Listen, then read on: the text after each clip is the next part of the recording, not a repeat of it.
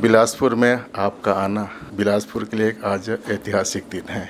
स्वागत करते हैं आपका यहाँ पर। जब भी नृत्य की बात होती है अनायास आपका चेहरा हमारे सामने आ जाता है। हम आपके बचपन के बारे में जानना चाहेंगे।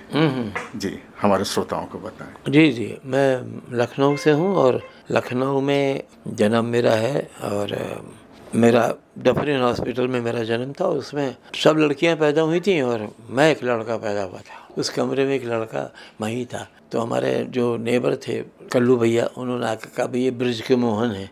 और गोपियाँ पैदा हुई बागी तो ये लड़के, तब से ब्रिजमोहन नाथ मिश्रा हो गया नाम। पर घर में बाबू अम्मा हमारी बिरजू बेटा, बिरजू भैया, बिरजू छोटा नाम था। जी जी जी। तो उसी नाम से मैं सब लोग दुनिया जान गई, मैं बिरजू भैया हूँ, बिरजू महाराज है। और आज भी जब उस नाम को सुनते हैं तो एक अपनापन सा लगता है कि अपने बीच का कोई कलाकार है। जी जी, जी।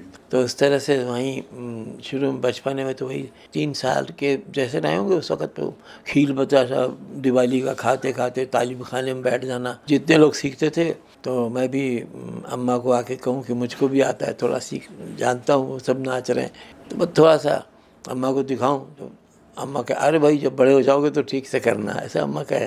जी जी जी। तो बाबू जहाँ जहाँ थे, रामपुर में थे, हम वहाँ भी चले जाते थे, लखनऊ भी रहते थे। और धीरे धीरे ईश्वर कृपा से फिर हमारी तालीम पिताजी से तो हुई है, अछन महाराज से, फिर उसके साथ साथ शंभू महाराज मेरे चचा सगे और लच्छू महाराज बम्बई में जो फिल्म्स में रहे बहुत शुरू से, मुग़ल आज़म, पाकीज़ा वगैरह बहुत सी फिल्में की, उनसे भी तालीम ली। तो दोनों चचाओं की तालीम और मेरे पिताजी की तालीम से मैं मतलब त्रिधारा में नहाया हुआ हूँ, गंगा जमुना सरस्वती। जी जी।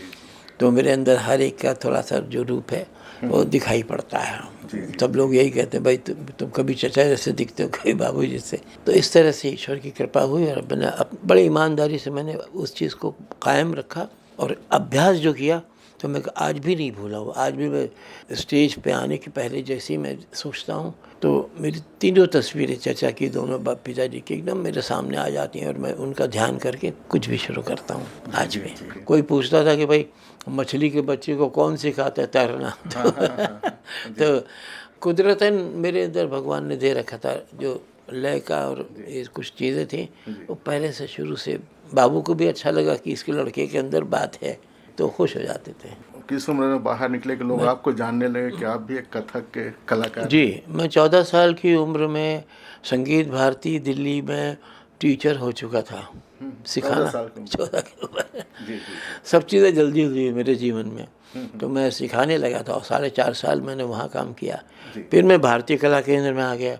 फिर वहाँ नृत्य नाटिकाएँ बड़ी बड़ी हमने कंपोज की और मालती माधव, कुमार संभव इत्यादि थे बहुत। फिर बढ़ते गए और धीरे धीरे फिर कथक केंद्र में मैं डायरेक्टर भी हो गया, गुरु भी रहा और ऐसे जीवन चलता रहा ईश्वर की कृपा। हाँ, फिर देश विदेश, फिर मतलब मेरे घर में कोई भी हवाई जहाज़ में नहीं बैठते थे डर के मारे, पर मैं एक व्यक्ति हूँ अपने उस घर से कि मैं हर तीसरे दिन हवाई जहाज़ में बैठा रहता हूँ।